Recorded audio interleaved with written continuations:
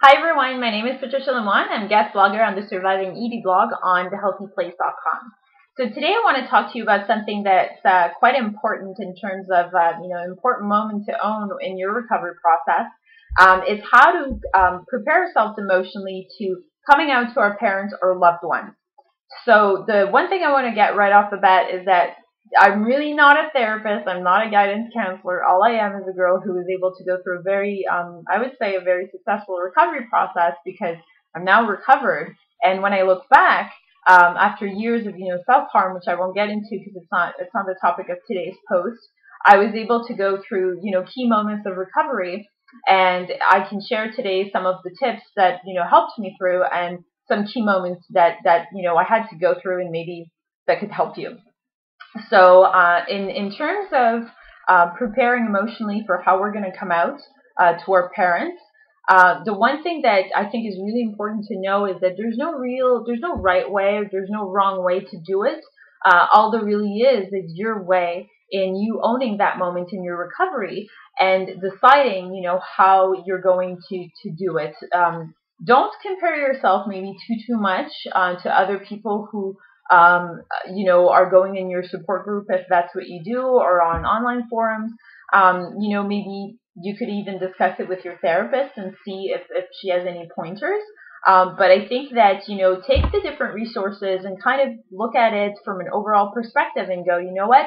I think that it resonates with me. This is how I'm going to do it. And it has to come from a place of honoring yourself and having compassion for yourself, because having self-love and compassion is really important in looking at the decisions that you're about to make and knowing that it will have an important emotional impact on you. So that's number one.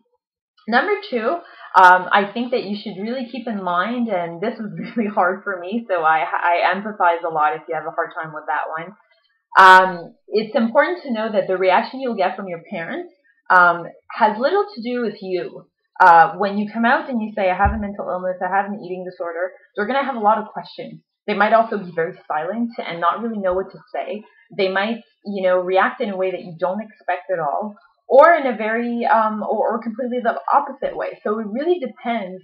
A lot has to do with them and not so much with you and how they perceive you in that moment. It could also be that it's just a lot of information to take all at once, and you might have to have multiple, discussions with them and kind of come to a place of understanding and sharing over a course of a period of time.